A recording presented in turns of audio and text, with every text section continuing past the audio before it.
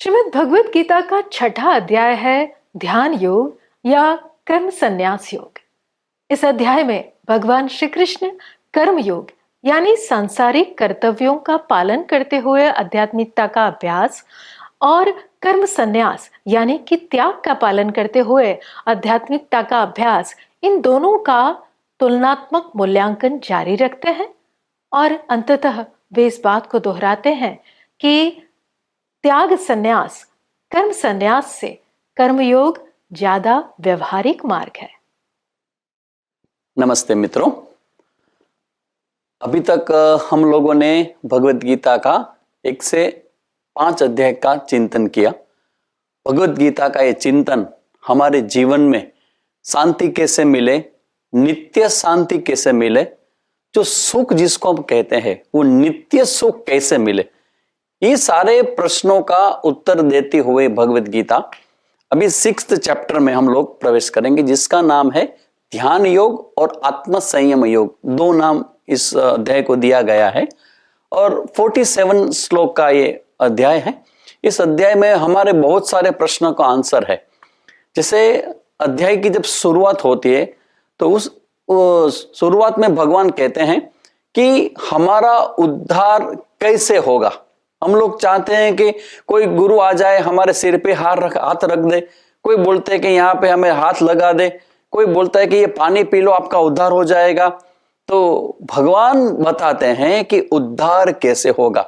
भगवान का कहना है 5वें श्लोक में भगवान कहते हैं उद्धरेत आत्मनात्मानम नात्मानम अवसादयेत आत्मेव ही आत्मनो बंधु आत्मेव रिपुरात्मनः।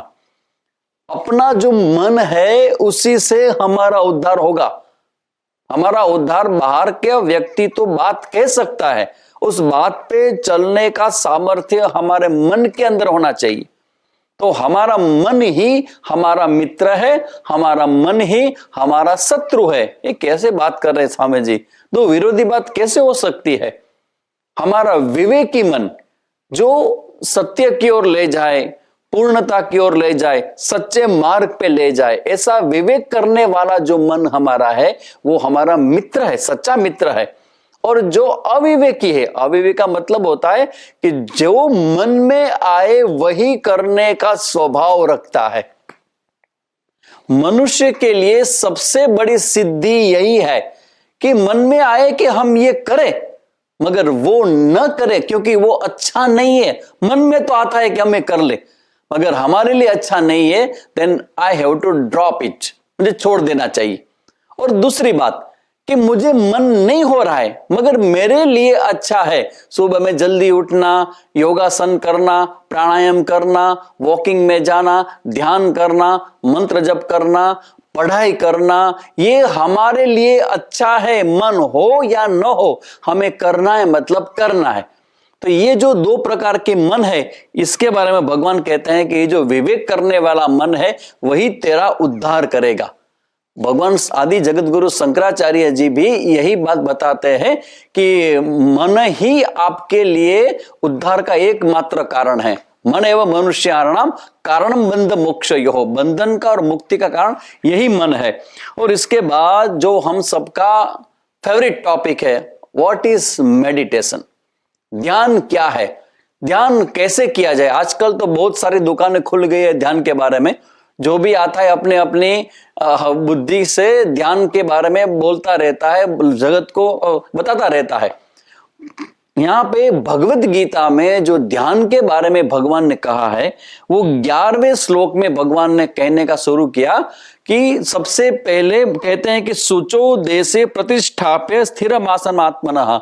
शुचो देशे, पवित्र स्थान में बैठना है। ध्यान का जो बेसिक कंडीशन है, इनके बारे में भगवान श्री कृष्ण जी यहाँ बताते हैं कि आप बैठने का जो स्थान है, जैसे किचन है तो किचन में आप बैठ के ध्यान नहीं कर सकते हो, क्योंकि वहां बैठोगे तो वहां के जो वेव्स है, वहां पे जो सारी प्रवृत्तियां होती है, उन्हीं के प्रकार विचार आपके अंदर आएंगे। भगवान कहते हैं कि आपका बैठने का स्थान पवित्र होना चाहिए और जो हमारा स्थान है वो बहुत ऊंचा भी नहीं और नीचा भी नहीं, मध्यम, अगर बहुत ऊंचा है तो गिरने का डर रहता है, और अगर जमीन के नीचे कहीं लोग ध्यान करने बैठते हैं तो वायु की प्रकृति के मुताबिक आपके जॉइंट्स पेन हो जाएंगे। तो भगवान यह कहते हैं कि ऐसा स्थान में बैठना है, और जो हमारा आसन है वो आसन भी जो बोलते हैं दर्भ का और मृग चर्म का आसन बनाकर हमको बैठना है। फिर बैठने के बाद क्या करना है, समम काय शिरोग्रीव, हमारी जो काया है, हमारे बैठक का भाग से लेके यहां तक का भाग और ये भाग स्थिर होना चाहिए, किसी भी प्रकार का हलन चलन कंपन नहीं होना है।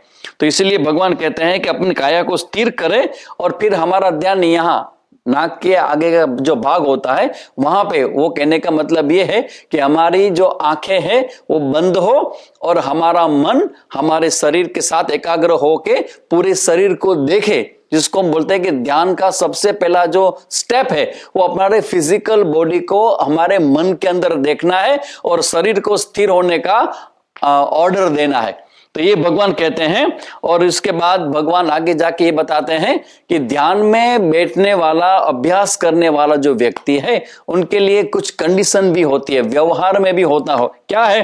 तो कहते हैं कि जो ध्यान करने वाला व्यक्ति है उनको अपने खाने पीने, उठने बैठने जो भी व्यवहार करते हैं उस व्यवहार में जागृति चाहिए, अलर्टनेस चाहिए। इसलिए भगवान कहते हैं युक्ताहार विहारस्य युक्त चेष्टस्य कर्मसु युक्त स्वप्नवबोधस्य योगो भवति दुःखः। दुख को दूर करने वाला ये जो योग है उन्हीं को प्राप्त होता है जो अपना भोजन जिस प्रकार से हम करते हैं उसके अंदर विवेक की जरूरत है। आजकल हम लोग सोचते ही नहीं, जो भी मन होता है, जो भी हमारे जीवा को जो अनुकूल होता है उसी प्रकार का भोजन हम करते हैं। भगवान कहते हैं ये नहीं करना चाहिए, भोजन करने में विवेक होना चाहिए। इसलिए आपका भोजन भी ऐसा हो, क्योंकि भोजन जो हम करते हैं ना उसका स्थूल भाग से हमारा स्थूल शरीर बनता है, मगर भोजन का जो सूक्ष्म भाग है उससे हमारा मन बनता है। तो हमारे भोजन में भी विवेक करना चाहिए और हम जो व्यवहार करते हैं उसमें भी हम विवेक करके ही व्यवहार करना चाहिए। ये सब बातें जब भगवान बताते हैं, इनके बाद अर्जुन एक बड़ा सा प्रश्न यहाँ रखते हैं कि भगवान आप ये कहते हो कि मन को हम स्थिर करें, मगर लगता है भगवान मन को स्थिर करना बहुत मुश्किल है। चंचलमी मन कृष्ण प्रमाथिनी बलवद दृढ़म। ये मन को स्थिर करना कोई सिंपल सा इजी काम तो है नहीं। हम लोगों को भी अनुभव है, जैसे आप लोग अभी मुझे सुन रहे हो तब आपका मन एकाग्र लगता है, मगर जैसा मैं बोलूं चलो आप सब आंख बंद कर दो और शांति से अपने श्वास को प्रश्वास को देखते रहो, तुरंत आपका मन बहुत और विचार में चला जाएगा। तो अर्जुन प्रश्न करता है कि भगवान हमारा मन चंचल है, क्या करे?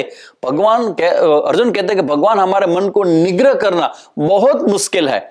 भगवान इस बात को स्वीकार करते हुए कहते हैं कि असंशय महाबाहो मनो दुर्निग्रह चलम। तेरी बात सही अर्जुन, मन को नियंत्रित करना, एकाग्र करना इतना इजी सिंपल नहीं है, मगर उनके लिए भगवान दो साधन की यहां बात बताते हैं।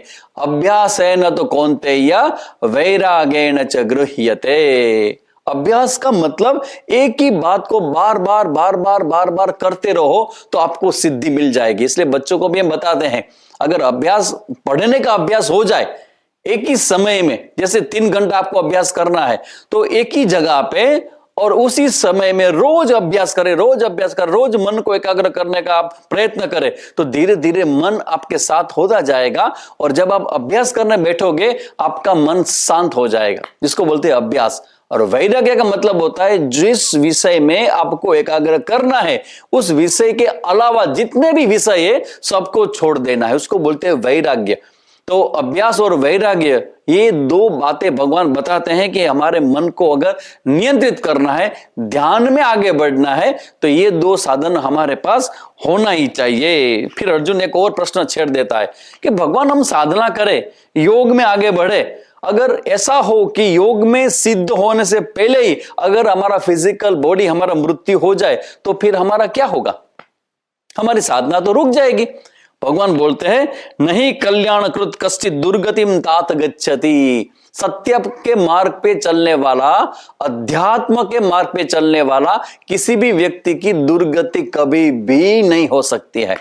और भगवान कहते हैं अगर तेरी साधना पूरी नहीं हुई है, तो सिद्ध नहीं हुआ हो और उससे पहले तेरा शरीर छूट जाता है, तेरा मृत्यु हो जाता है, तो चिंता मत करना, क्योंकि सुचिनाम श्रीमताम गेहे योग भ्रष्टो भी जायते। तो मैं तुझे दूसरे जन्म में ऐसे ही परिवार में तेरे जन्म दूंगा जहां से तेरी यात्रा आगे बढ़ेगी।